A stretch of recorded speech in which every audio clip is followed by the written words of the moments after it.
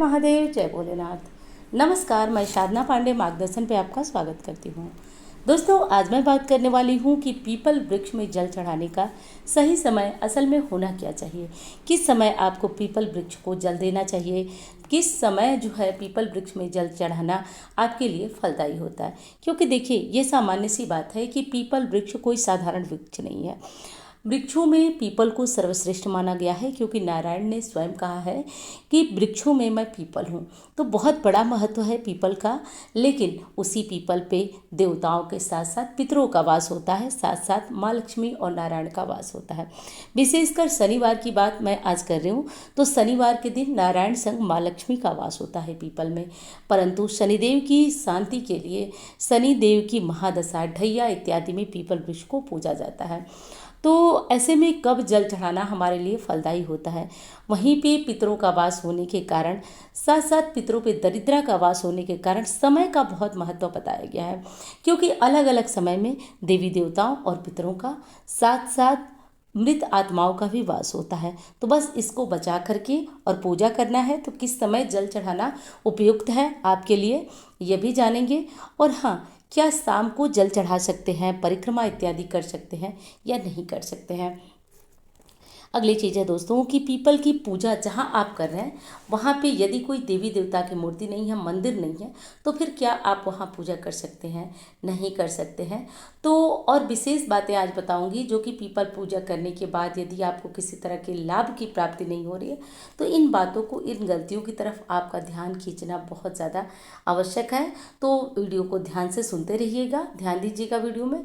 दोस्तों, कहा जाता है ना कि पीपल प्रत्यक्ष रूप में देवता है। जैसे कि आप सूर्य नारायण की आराधना करते हैं, और सभी जानते हैं कि सूर्यदेव चमकते हैं आकाश में। प्रत्यक्ष देव की श्रेणी में हम सूर्य नारायण को रखते हैं, क्योंकि वो दिखाई देते हैं। बाकी सभी देवता मूर्ति, फोटो के रूप में हम उनको पूजते हैं, वो दिखाई नहीं देते हैं। वैसे ही वनस्पति शास्त्र नाम का एक ग्रंथ है, जिसमें बताया गया है कि वनस्पतियों के रूप में देवी देवताओं की प्रत्यक्ष रूप में हम पूजा कर सकते हैं। जैसे कि केले के रूप में नारायण की कर सकते हैं, पीपल के रूप में नारायण और माँ लक्ष्मी शनिदेव की आराधना कर सकते हैं। वहीं पे तुलसी के रूप में देवी तुलसी वृंदा की आराधना कर सकते हैं। तो ये बहुत बड़ा महत्व है कि हम प्रत्यक्ष रूप में वृक्षों के माध्यम से देवी देवता को स्पष्ट पूज सकते हैं। तो ये तो हो गई आपके वृक्षों की बात। अब देखिए, बात कर लेते हैं कि शनिवार को पीपल में जल हमें किस समय चढ़ाना चाहिए। देखिए, पीपल में शनिवार के दिन दो कारण से आप जल चढ़ाते हैं। एक तो लक्ष्मी प्राप्ति के लिए, और दूसरा शनिदेव की 19 वर्षों की महादशा हो गई, ढैया हो गई, साढ़े साती हो गई। तो चलिए, अब दो कैटेगरी में मैं बातों को समझा देती हूँ। जिन लोगों को शनि की कृपा चाहिए, शनि कृपा के लिए, महादशा ढैया से मुक्ति के लिए पीपल की पूजा करने, वो सूर्य उदय के पहले सूर्य उदय का मतलब कि कंफ्यूज मत होइएगा। बहुत सारे लोगों के मन में एक भावना होती है कि सूर्य उदय का मतलब कि अंधेरे अंधेरा। कहने का ये मतलब कि अंधेरा और उजाले के बीच एक समय होता है, यानी कि सूर्य की किरणें नहीं आई होती है, लेकिन अंधकार समाप्त हो चुका होता है। किरणें नहीं आई होती हैं, सूर्य उदय नहीं हुआ होता है। तो सब मिला जुलाकर हल्का हल्का अंधेरा रहे, तो वो लोग सूर्य को पीपल वृक्ष को जल चढ़ा सकते हैं, जो लोग शनि कृपा के लिए पीपल की पूजा कर सकते हैं।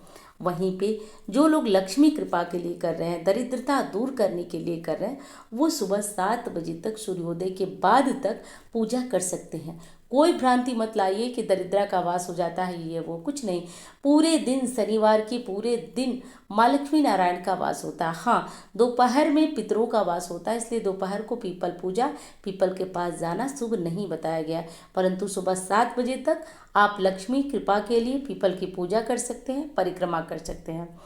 अब आपका दूसरा प्रश्न है कि जहाँ पे स्थान नहीं है परिक्रमा करने का, क्योंकि बहुत स्थान पे पीपल दीवार में ही लगा होता है, बड़ा हो चुका होता है, वहीं पे हम पूजा करते हैं। तो वैसे में चारों तरफ घूम घूम कर परिक्रमा करने का स्थान नहीं होता है, तो आप एक स्थान पर खड़े होकर प्रदक्षिणा करें, क्योंकि शास्त्रों में एक स्थान पर ही प्रदक्षिणा करने का भी विधान बताया गया है। तो कर ले, पूरी परिक्रमा का आपको लाभ, पुण्य फल प्राप्त होगा।